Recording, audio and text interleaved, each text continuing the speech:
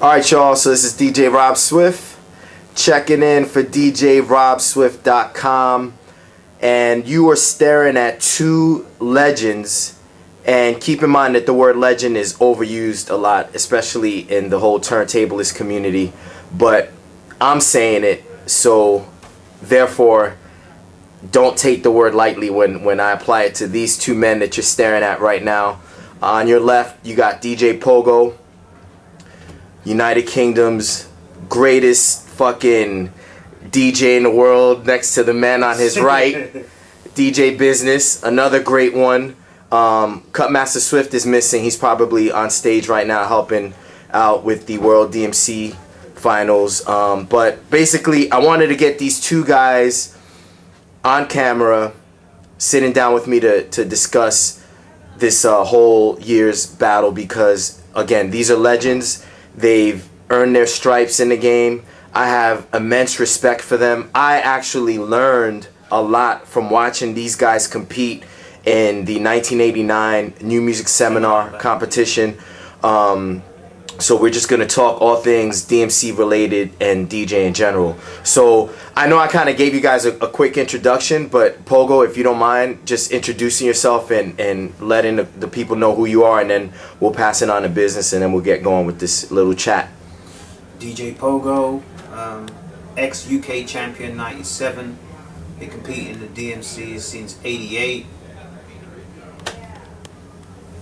I'm DJ Bizinizz, and we are the Enforcer crew, and we are legends for more notorious reasons than you really know.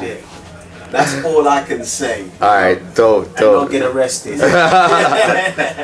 Alright, so the UK World DMC Finals, I say UK because, you know, for the most part, this is the mecca, this is the ultimate place that DJs want to get to when they're competing at a DMC. They want to reach the World Finals, fly to London, the United Kingdom, and showcase their style amongst DJs from across the globe.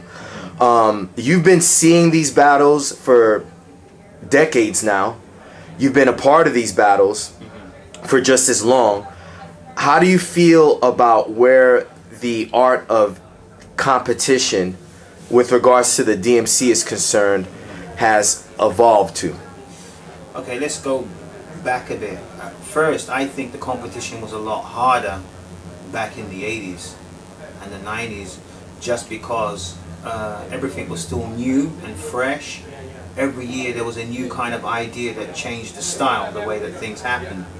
And the level it's at now, with adding technology, is good, but it seems that a lot of the DJs, for me personally speaking, I think they're relying more on the technology to do stuff that they can already do with turntables, when the technology is supposed to be adding to what you can already do with turntables.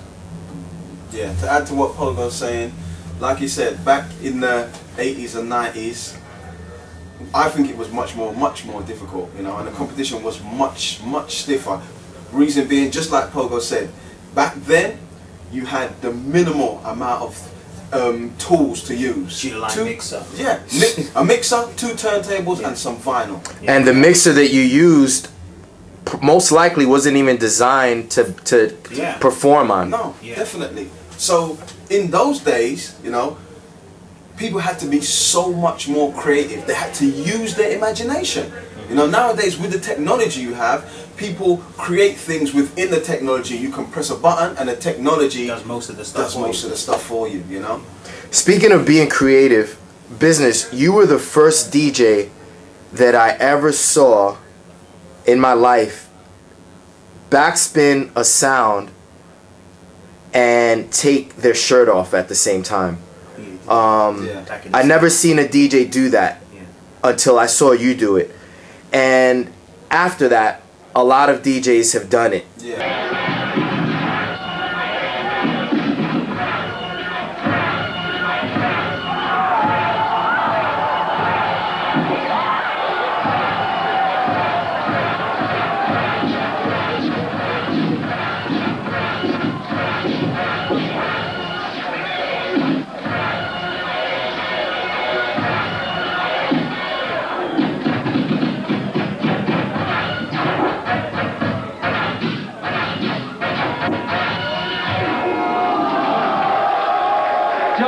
Cast your vote. Yeah, I mean, for me, it's always homage to the person who created the trick. You know, when you perform something they've performed, but you should, in essence, let people know that if I've done a trick that wasn't created by myself, you should let the people know this idea was taken from somewhere or from someone. So for me, I feel a bit aggrieved in certain instances that people didn't mention, oh, this is where I got the trick from, and took the credit from the crowd and all the people saying, oh wow, that was a great trick, you know. But they should say, well, you know what, I did the trick well, but this is the person who actually I saw do the trick first. Let's put it on camera properly. He's being diplomatic. Okay, he did it in the New Music Seminar Battles in '89, okay? But everyone knows DJ Scratch for doing it after. Who took the credit for doing it? Whatever, but he did it first, you know? Don't get me wrong, I think Scratch put his own flip to it the way he does it, but he didn't do it first. This is no backbiting anything, just getting the facts straight, but Bizinizz was the one to do it first. Fair enough. Fair enough. And I mean, I think it's important for us to establish things. You know, look, I'm Rob Swift. I've accomplished a lot, but I'm not afraid to say that watching you, Pogo on the left here, for you young DJs that may not recognize him, there was a routine that you did with the 900 number. Okay. And the same seminar where I saw Bizinizz on the right take his shirt off while backspinning. And the routine that you did, Pogo, was you took the pitch on one turntable and you kept altering it from slow to fast as you were backspinning.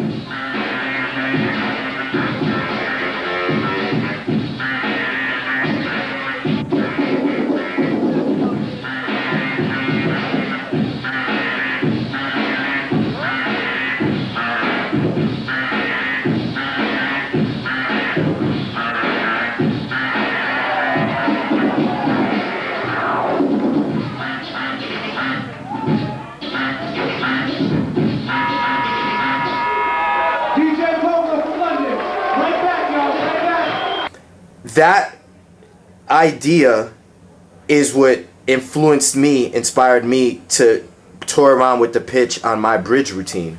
I didn't know that. It was. I honestly didn't think to manipulate the pitch in that way up until I saw you do it. Now, for those that are listening to me talk and watching this interview, the key is this. When Bizinizz did it, he did it with the 900 number has a drum beat and a horn sound that's being sampled over it.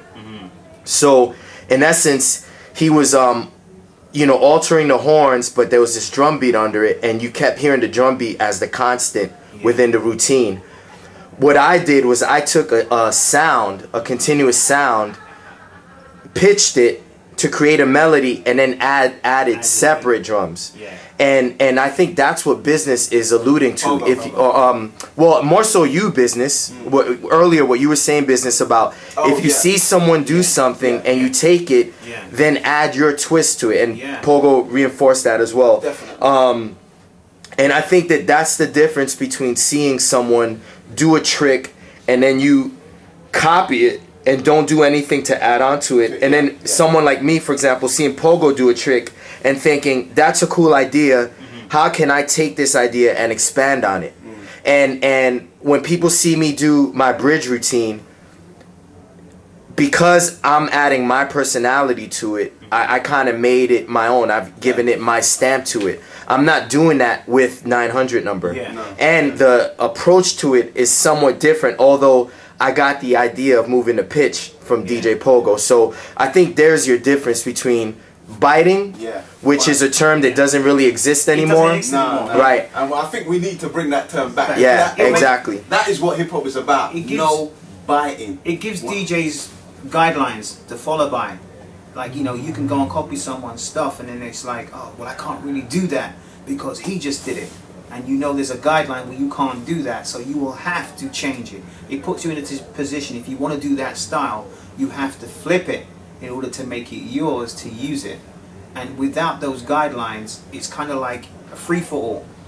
What happened to the guidelines? Why do you think that the guidelines don't exist no more? Whereas when we were coming up, when we were all battling, there were guidelines, unsaid guidelines that you knew existed. Cuba said once in a interview, it's cool to bite, but it was taken out of context. Over here, it was taken out of context because people just saw. He said it's cool to bite people's stuff and copy people's stuff, but he also said as long as you take it and make it yours and elevate it to something else. Some people just took the "it's cool to bite" thing because Cuba said it, and just ran with it here. A lot of European guys and a lot of English guys. European guys, you can give them a little bit of a buy with that because a lot of them don't speak English. They just get it. They get the conversation translated. But you know, when you think about the English guys who took that and ran with it, there's no excuse. Yeah, and I think that the time Cuba said that, he was the most popular DJ in the world. In the world at that time. So they took his words literally, you know, rather than looking into what he was saying. They took the first part of his sentence and left the second part out, where he said, as long as you take it and flip it, you know, to become your own. Yeah. You know, like, because we're from the past generation, the golden years, whatever you want to call it, those guidelines are inbred in me. You know, that's my makeup's how I am. But the new guys who come through, the way evolution is, they don't come through with those guidelines or that stigma, if you want to call it for them, whatever. They just know what they know. You know, like when it comes to like a lot of old school cats moan and it's not like the old school. Trust me, I'm not one of those dudes. I'm doing very well where I am and I'm happy. You know, I'm just saying, you know, if you haven't got no basic form of structure, how can you create new stuff? You've got cats who just come out and create. They just go on YouTube. It's like the swing flare they're doing now, or the autobahn scratches, the new famous on in the Europe and England. Every DJ is doing it, but no one's putting their own twist to it. You know, and if you had those kind of guidelines in, we would be elevating as a musical culture.